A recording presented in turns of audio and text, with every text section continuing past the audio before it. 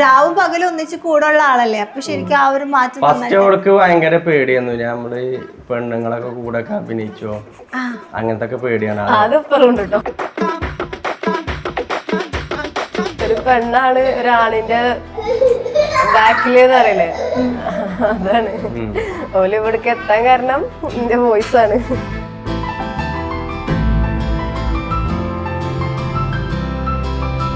ടിക്ടോക്കിൽ അന്ന് 8 ലക്ഷം ഫോളോവേഴ്സ് ഉണ്ട്. ഇപ്പോഴും ഈ ഇൻസ്റ്റാഗ്രാമിൽ ഞാൻ അവിടേക്ക് എത്തിയിട്ടില്ല, 7 ലക്ഷം ആവണുള്ളൂ.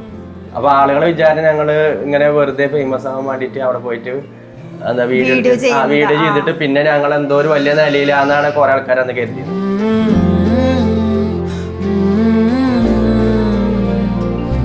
ഓല് അവിടുന്ന് ഇറങ്ങിയല്ലോ, ഗോഡൌണിൽ നിന്ന് ഇറങ്ങിയല്ലോ. അപ്പൊ എനിക്ക് നല്ല പേടി ഉണ്ടായിരുന്നു ഇനി എങ്ങനെ മുന്നോട്ട് പോകും എന്നുള്ള ഒരിത്. ഓല് രണ്ടും കൽപ്പിച്ചിറങ്ങിയതാണ്. ഈ നാട്ടും പുറത്തുള്ള ആൾക്കാരല്ലേ, അപ്പൊ ഇവരെ കുടുംബക്കാരായാലും ആയാലും എല്ലാരും ഇവരെ ഇങ്ങനെ പറഞ്ഞ് പേടിപ്പിക്കും. അപ്പൊ വെറുതെ ഇങ്ങനെ ഓരോന്ന് കാട്ടി എന്താ ചെറുക്കന് അങ്ങനെ പറഞ്ഞൊരു കാലായിരുന്നു.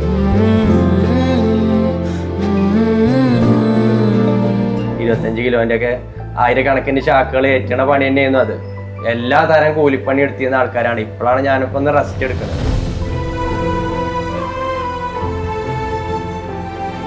ചില ആൾക്കാർ പറഞ്ഞാൽ സ്കൂളിൽ പഠിക്കണ മുതലേ ഈ പ്രമുഖരായിട്ടുള്ള ആൾക്കാരുണ്ടാവും, സോഷ്യൽ മീഡിയക്ക് വന്ന ആൾക്കാരുണ്ടാവും. അവർ ഇതുവരെ അധ്വാനം എന്താന്ന് അറിഞ്ഞിട്ടുണ്ടാവില്ല. ഒരു 10-15 കൊല്ലത്തോളം ഞാൻ നല്ലോണം അധ്വാനിച്ചിട്ടാണ് ഈ ഇതുവരെ എത്തിയത്.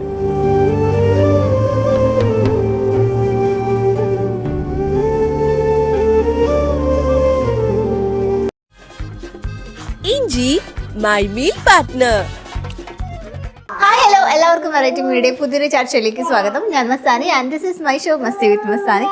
ഇന്ന് എൻ്റെ കൂടെ ഞങ്ങൾ വീണ്ടും ഇവരെ തന്നെ ഇന്റർവ്യൂ ചെയ്യാൻ വന്നിരിക്കുകയാണ്. നമ്മൾ ഓൾറെഡി ഇവരുടെ ഇന്റർവ്യൂ എടുത്തിട്ടുണ്ടായിരുന്നു, പക്ഷെ ഇപ്രാവശ്യം കുറേ സ്പെഷ്യാലിറ്റീസ് ഉണ്ട്. ഇപ്രാവശ്യം ഫാമിലി ആയിട്ടാണ്, സ്വന്തം വീട് വെച്ചു. അപ്പോൾ അതിൻ്റെയൊക്കെ വിശേഷങ്ങളുമായി നമ്മുടെ കൂടെ ജോയിൻ ചെയ്യുന്നത് ഫാറൂഖ് ആൻഡ് ഫാമിലി. വെൽക്കം. അപ്പോൾ എന്താ ഫീൽ ചെയ്യുന്നത് ഇപ്പോൾ?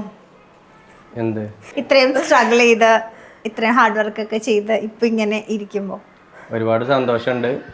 അങ്ങനെ പുതിയ വീട്ടിലേക്ക് മാറിയതിന്റെ കുട്ടികൾക്കും ഒന്ന് എന്താ കളിക്കാനും ഒക്കെ ഒരു സ്ഥലമുണ്ട്. മറ്റോടത്ത് പറഞ്ഞു കഴിഞ്ഞാല് മുന്നിൽ റോഡാണ്, ഇപ്പുറത്ത് കുളം, കിണറ്. അപ്പൊ ഭയങ്കര സന്തോഷം. ഇപ്പൊ ഈ ഒരു ഹാർഡ് വർക്കിംഗ് ഒക്കെ ഏറ്റവും കൂടുതൽ അടുത്തറിഞ്ഞ ആളാണല്ലോ. അപ്പൊ എന്താണ് ഇപ്പൊ ഹസ്ബൻഡിനെ കുറിച്ച് ഫീൽ ചെയ്യുന്നത്? കാരണം കുറെ സ്ട്രഗിൾ ചെയ്തിട്ടുണ്ട്, കുറെ കഷ്ടപ്പാട് ബുദ്ധിമുട്ടുകളൊക്കെ ഉണ്ടായിട്ടുണ്ട്. അപ്പൊ ആ ഒരു ജേർണിയിൽ കൂടെ നിന്ന ഒരാളല്ലേ. അങ്ങനെ സമ്മതിച്ചു തരാത്ത ആളാണ്. എന്ത്? ഓ, നല്ലത് പറയുന്നത് സമ്മതിച്ചു തരില്ല അല്ലേ? അന്ന് ഇപ്പൊ പറ. ഓള് പറഞ്ഞു കഴിഞ്ഞാല് എന്താ എന്റെ ഫസ്റ്റ് വീഡിയോ വൈറലായത് ഇവളെ സൗണ്ട് വെച്ചിട്ടുള്ള ഒരു വീഡിയോ. അപ്പൊ ഓളാണ് അതോല് സമ്മതിച്ചു തന്നതിനാല് ഓല ഞാനും സമ്മതിച്ചു കൊടുക്കും. സമ്മതിച്ചല്ലോ ഇപ്പൊ? അത് സമ്മതിച്ചിട്ടില്ല. ഇപ്പൊ പറഞ്ഞു ഫസ്റ്റ് വൈറലായത് ആ സൗണ്ടിന്റെ ഐശ്വര്യാണ് വൈറലായത് അല്ലേ? അതുപോലെ പലപ്പോഴും മനസ്സിലാക്കുന്നില്ല ഞാനാണ് ഐശ്വര്യം എന്നൊക്കെ. ഒരു പെണ്ണാണ് ഒരാണിന്റെ ബാക്കിലെന്ന് അറിയില്ലേ, അതാണ് ഓല് ഇവിടേക്ക് എത്താൻ കാരണം എന്റെ വോയിസ് ആണ്. ഓക്കെ, അപ്പൊ ഇപ്പൊ എന്താ ഫീൽ ചെയ്യുന്നേ? സന്തോഷം ഇവിടെ വരെ എത്തിയില്. ഇപ്പൊ ഭയങ്കര ഹാർഡ് വർക്ക് ചെയ്യുന്ന ജോബ്. ഇപ്പൊ എന്താ കറന്റ്ലി വർക്ക് ചെയ്യുന്നുണ്ടോ? ഇല്ല, ഇപ്പൊ വേറെ പരിപാടിയൊന്നുമില്ല, ഈ പ്രൊമോഷൻ വർക്കും ഇതൊക്കെ തന്നെ. അപ്പൊ ഒരുപാട് നാള് വർക്ക് ചെയ്ത ആ ഒരു സ്ഥലം വിട്ട് എങ്ങനെയാ അവിടെ നിന്ന് ഇറങ്ങിയത്? ഇപ്പൊ അവിടുന്ന് ഞങ്ങൾക്ക് അന്ന് ദുബായിക്ക് പോകാനൊരു ചാൻസ് കിട്ടിയപ്പോ അങ്ങനെ ഇറങ്ങിയതാണ്. പിന്നെ മുതലാളി അന്ന് പറഞ്ഞു അങ്ങനെ പോവാണെങ്കിൽ പോയിക്കോ, ഈ പണിക്ക് വേറെ ഇഷ്ടംമാതിരി ആൾക്കാരുണ്ട്, അതിനിപ്പോ ഞാൻ പിടിച്ചു നിർത്തിയിട്ട് നിങ്ങളെ ഭാവി കളഞ്ഞു വേണ്ടാന്ന് പറഞ്ഞിട്ട് അങ്ങനെ പോയതാ. പിന്നെ ഞങ്ങള് തിരിച്ചു കേറിയിട്ടില്ല. ഇല്ല, പിന്നീട് അങ്ങോട്ട് പോകേണ്ട ഒരു സിറ്റുവേഷൻ വന്നില്ല. ഇടക്കൊക്കെ ഇങ്ങനെ പോയി കാണും, എല്ലാരും പോയി കാണും. കൊറേ ആൾക്കാർക്ക് അറിയുന്ന തോന്നുന്നു. ഞങ്ങള് എന്താ ലോഡിങ്ങിന്റെ പരിപാടി ആയിരുന്നു, അരിന്റെ കടയിൽ അരിച്ചാക്ക് കയറ്റുന്ന പരിപാടി ആയിരുന്നു, പോട്ടർമാരായിരുന്നു. അപ്പൊ അന്ന് ഞങ്ങള് ഫേമസ് ആയതിനു ശേഷം അവിടെ ഒരു 2-3 കൊല്ലം പണിയെടുത്തിട്ടുണ്ട്. അപ്പൊ ഞങ്ങൾക്ക് ഇങ്ങനെ ഇതേപോലെ ഇനാഗുറേഷൻ ഒക്കെ വരും, പക്ഷെ ഞങ്ങൾക്ക് അവിടുന്ന് പോകാൻ പറ്റൂല. അവിടെ ലീവ് കുറവായിരുന്നു, ഞായറാഴ്ച മാത്രമേ ലീവ് ഉണ്ടാവുള്ളൂ. അപ്പൊ ഞങ്ങൾക്ക് ഒന്നും ചെയ്യാൻ പറ്റിയില്ല, ഞങ്ങൾക്ക് വരുമാനം ഒന്നും ഉണ്ടായിരുന്നില്ല. എന്നാ എല്ലാരും അറിയും ഞങ്ങളെ. അങ്ങനെ ഒരു കാലഘട്ടമായിരുന്നു. ടിക്ടോക്കിൽ അന്ന് 8 ലക്ഷം ഫോളോവേഴ്സ് ഉണ്ട്. ഇപ്പോഴും ഈ ഇൻസ്റ്റാഗ്രാമിൽ ഞാൻ അവിടേക്ക് എത്തിയിട്ടില്ല. 7 ലക്ഷം ആവണുള്ളൂ. 698K ആയിട്ടുള്ളൂ. അതില് അന്നത്തെ കാലത്ത് 8 ലക്ഷം ഫോളോവേഴ്സ് ഉണ്ട്. അപ്പൊ അത്രയും ആൾക്കാർ ഇനി മുനീറിനെ അന്ന് അറിയും. അപ്പൊ ആ ഒരു സമയത്ത് എന്താ ഞങ്ങൾ ആ പണി തന്നെ ഇങ്ങനെ എടുത്തുകൊണ്ടിരിക്കുമ്പോ ആൾക്കാർക്കൊക്കെ ഭയങ്കര അത്ഭുതം. അപ്പൊ ആളുകളെ വിചാരം ഞങ്ങള് ഇങ്ങനെ വെറുതെ ഫേമസ് ആവാൻ വേണ്ടിട്ട് അവിടെ പോയിട്ട് എന്താ വീഡിയോ ചെയ്തിട്ട് പിന്നെ ഞങ്ങൾ എന്തോ ഒരു വലിയ നിലയിലാന്നാണ് കുറെ ആൾക്കാർ അന്ന് കരുതിയത്. പിന്നെ ചില ആൾക്കാർ ഡയറക്റ്റ് കാണലൊക്കെ തുടത്തി. അവിടുന്ന് അപ്പോഴാണ് മനസ്സിലായത് നിങ്ങൾ ശരിക്കും ഈ പണി തന്നെയാണ് അല്ലേ. പിന്നെ അവിടുന്ന് അന്ന് ഇങ്ങനെ ഇറങ്ങി. എന്താ മുതലാളി അന്ന് ദുബായിക്ക് ചാൻസ് കിട്ടിയപ്പോ ഞാനും മുനീറും അങ്ങനെ ഇറങ്ങി. പിന്നെ മുതലാളി ഇങ്ങനെ പറഞ്ഞു, നിങ്ങള് അങ്ങനെ രക്ഷപ്പെട്ടു പോവാണെങ്കിൽ പോയിക്കോളി, ലോഡിങ് പണിക്ക് ഇഷ്ടം പോലെ ആളെ കിട്ടും എന്ന് പറഞ്ഞിട്ട് അപ്പൊ അങ്ങനെ ഇറങ്ങിയതാ. അങ്ങനെ ഇറങ്ങിയിട്ട് ഇപ്പൊ എത്ര നാളായി? ഇപ്പൊ 3 വർഷമായി. ടോട്ടല് 8 വർഷം എന്താ അത് ഞങ്ങൾ വീഡിയോ ചെയ്യൽ തുടങ്ങിയിട്ട്. 8 വർഷമായി. 8 വർഷമായി. കാരണം കൊറോണ എന്താ 2019 അതിനു മുമ്പ് 2018 പ്രളയം വന്നിരുന്നില്ലേ, ആ സമയത്തൊക്കെ ഞങ്ങൾ അവിടെ ഉണ്ട്. അവിടെ വർക്ക് ചെയ്യുന്നുണ്ട്. അന്ന് വീഡിയോ ചെയ്യണുണ്ട്. പിന്നെ എന്താ ഫേമസ് ആവാത്ത കുറെ കാര്യങ്ങളും ഉണ്ടായിരുന്നു. കൊറേ കോമാളിത്തരൊക്കെ കാട്ടി നടന്ന് പിന്നെ ഇങ്ങനെ ഒരു ട്രാക്കിക്ക് കേറാൻ കുറച്ച് ടൈം എടുത്തു. ഇപ്പൊ 3 വർഷമായിട്ട് ആ ലോഡിങ്ങിന്റെ പരിപാടി ഇപ്പൊ ചെയ്യുന്നില്ല. നിങ്ങളുടെ ലവ് മാരേജ് ആയിരുന്നു? അല്ല, അറേഞ്ച്ഡ് ആയിരുന്നു. എങ്ങനെയാ അപ്പൊ പ്രപ്പോസൽ വന്നേ? ഓൾറെഡി കണ്ടിട്ടുണ്ടായിരുന്നു വീഡിയോസ് ഒക്കെ? ഇല്ല, ഞങ്ങള് കല്യാണം കഴിഞ്ഞിട്ട് 11 വർഷമായി. 11 വർഷമായി. അപ്പൊ ഓൾറെഡി കല്യാണത്തിന് ശേഷം അന്ന് ഈ ഞാൻ ലോഡിങ് പണിന്റെ മുമ്പ് ഞാൻ ഓട്ടോ ഓടിച്ചു നടന്നിരുന്നു. ആ സമയത്താണ് ഞാൻ കിട്ടിയത്. ഓക്കെ. അപ്പൊ ശരിക്കും പറഞ്ഞാല് ആ ഒരു എല്ലാ ത്രൂ ഔട്ട് ഒരാളുടെ മാറ്റങ്ങളൊക്കെ ശരിക്കും അറിഞ്ഞ ആളല്ലേ. അപ്പൊ ശരിക്കും നല്ലൊരു ആൻസർ പറയാം ആ ചോദ്യത്തിന്. ഫുൾ സപ്പോർട്ടായിരുന്നു. നേരിട്ട് കണ്ട ആളാണ്. രാവും പകലും ഒന്നിച്ച് കൂടെയുള്ള ആളല്ലേ. അപ്പൊ ശരിക്കും ആ ഒരു മാറ്റം ഫസ്റ്റ് അവൾക്ക് ഭയങ്കര പേടിയായിരുന്നു. നമ്മള് പെണ്ണുങ്ങളൊക്കെ കൂടെ അഭിനയിച്ചോ അങ്ങനത്തെ പേടിയാണ്. ഇപ്പോഴും പെണ്ണുങ്ങളെപ്പോ അഭിനയിക്കാനെ സമ്മതിക്കില്ല. അതെന്താ? പൊസസീവ് ആണോ? ചെറുതായിട്ട് കുട്ടി പൊസസീവ് ആണൊക്കെ. അതാ നിങ്ങളുടെ വീഡിയോസിൽ പെണ്ണുങ്ങള് ഇല്ല, അല്ലാതെ തന്നെ ഞങ്ങൾക്ക് റീച്ച് ഉണ്ട്. അല്ലാതെ തന്നെ റീച്ച് ഉണ്ട്. അപ്പൊ ഒരു പെണ്ണ് വരേണ്ട ആവശ്യമില്ല. അതുകൊണ്ടാണ്. പിന്നെ അതാണ് ഞാനും ഇതിക്ക് ഇറങ്ങാത്തതും അതുകൊണ്ടാണ്. ഞാൻ ഇതുവരെ ഇവരുടെ കൂടെ വോയിസ് എന്നല്ലാണ്ട് എന്താ റീലിലൊന്നും ഞാൻ വന്നിട്ടില്ലല്ലോ. എനിക്ക് അതിന് താല്പര്യമില്ല. അപ്പൊ ഇനി വരുമൊന്നുമില്ല. ഇതിപ്പോ ഇങ്ങനെ ഒരു ഇന്റർവ്യൂ ആയതുകൊണ്ട് ഇങ്ങനെ വീടിന്റെ ഒരു കാര്യം ചോദിച്ചാൻ വേണ്ടിട്ട് ഇങ്ങനെ വന്നതന്നെ ഉള്ളൂ. അപ്പോ ഈ കോണ്ടന്റ് ക്രിയേഷൻ ഒക്കെ സ്റ്റാർട്ട് ചെയ്യുന്ന സമയത്തൊക്കെ ടെൻഷൻ ഉണ്ടായിരുന്നോ? ഇതിപ്പോ ഇതിനിങ്ങനെ സമയം കൊടുത്തു കഴിഞ്ഞാല് നാളെ എന്തെങ്കിലുമൊക്കെ നമുക്കൊരു ഗുണം ഉണ്ടാവോ, അല്ലെങ്കിൽ ഇത് വെറുതെ വേസ്റ്റ് ഓഫ് ടൈം ആയി പോവോന്നൊക്കെ? എനിക്ക് അന്ന് നല്ല പേടിയുണ്ടായിരുന്നു. ഇതിക്ക് എന്താ ഇറങ്ങി തിരിച്ച് അവിടുന്ന് ഇറങ്ങിയല്ലോ, ഗോഡൌണിൽ നിന്ന് ഇറങ്ങിയല്ലോ. അപ്പൊ എനിക്ക് നല്ല പേടിയുണ്ടായിരുന്നു, ഇനി എങ്ങനെ മുന്നോട്ട് പോകും എന്നുള്ള ഒരു ഇത്. ഓല് രണ്ടും കൽപ്പിച്ചിറങ്ങിയതാണ്. പക്ഷെ എനിക്ക് അന്നേ തൊട്ടുള്ളൊരു ലക്ഷ്യം ഒരു നല്ല വീട് എന്നുള്ളത്. അപ്പൊ നല്ല വീട് ഉണ്ടാവണമെന്നുണ്ടെങ്കിൽ നമ്മളടുത്ത് എന്തായാലും അതിനുള്ള ക്യാഷ് വേണമല്ലോ.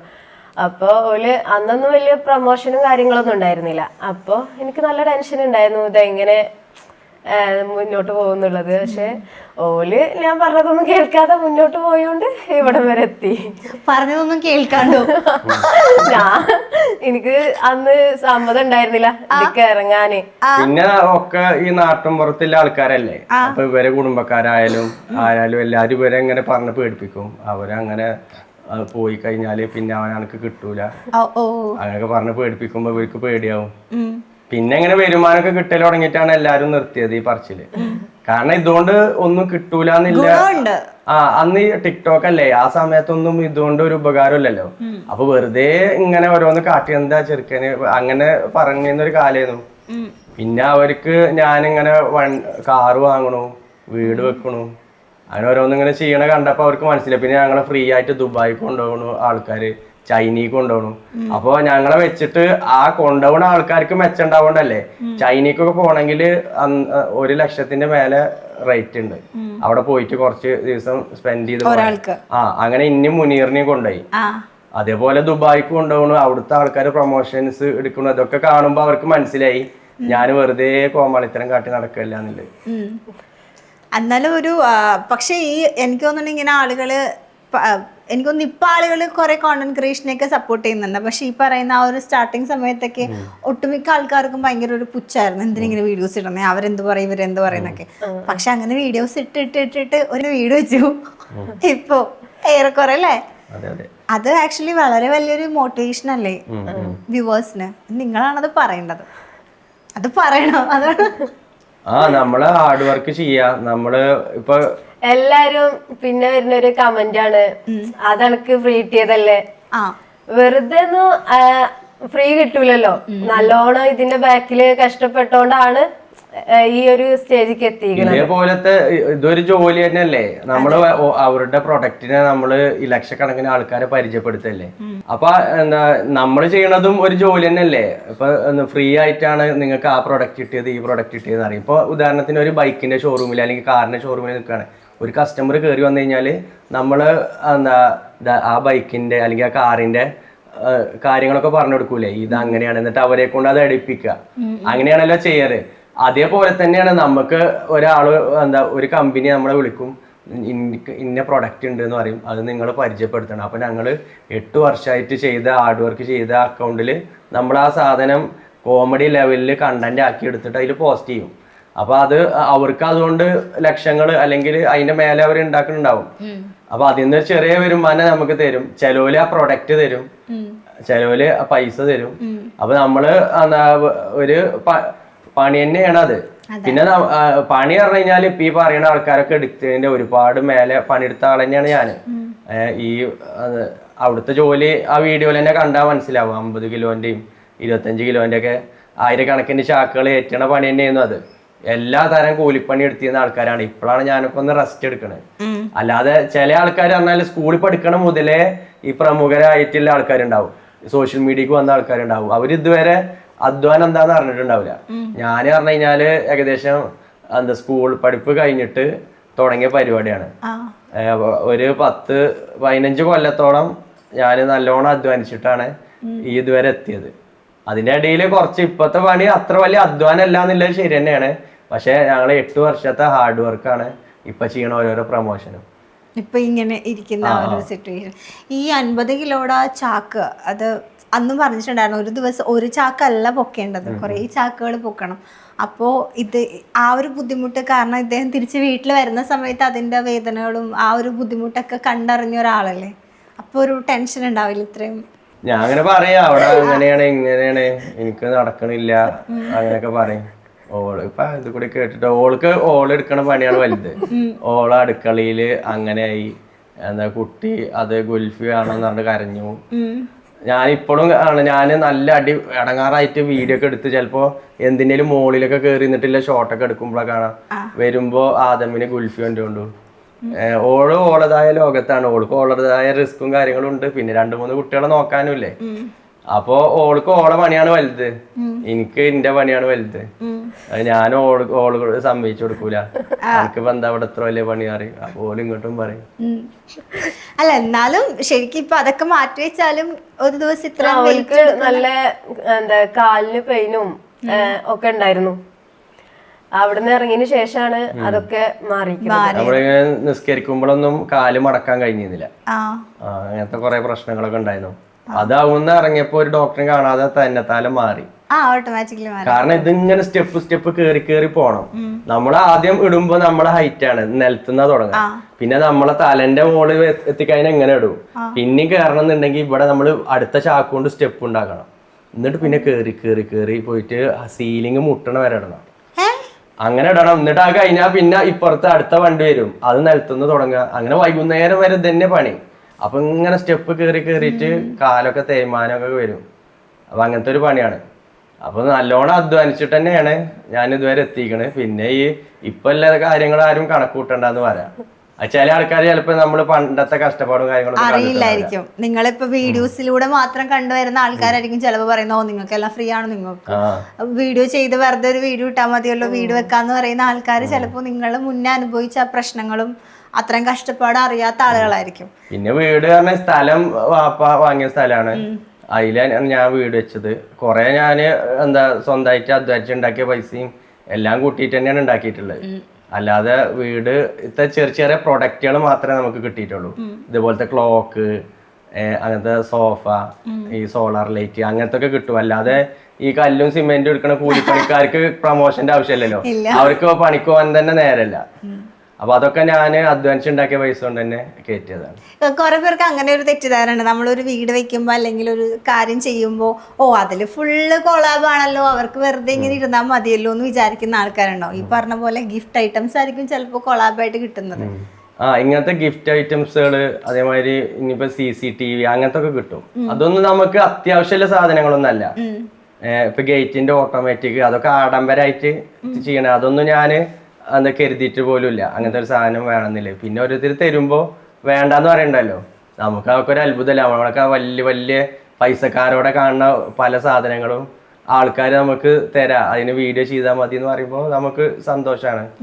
അപ്പൊ നമ്മള് ആയിക്കോട്ടെ എന്ന് പറയും.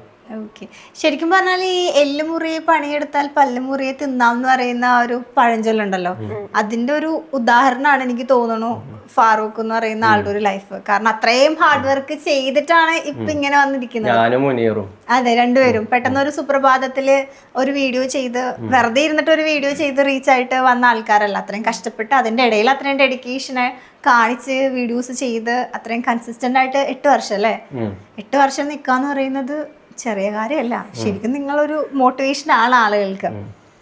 ഓക്കെ, അപ്പൊ എന്തായാലും ഇതേപോലെ തന്നെ അടിപൊളിയായിട്ട് മുന്നോട്ട് പോട്ടെ. അപ്പം ഇനി ഒരുപാട് ഒരുപാട് നല്ല കാര്യങ്ങളൊക്കെ ജീവിതത്തിൽ സംഭവിക്കട്ടെ. All the very best and thank you. ഇഞ്ചി മൈ മീൽ പാർട്ട്ണർ.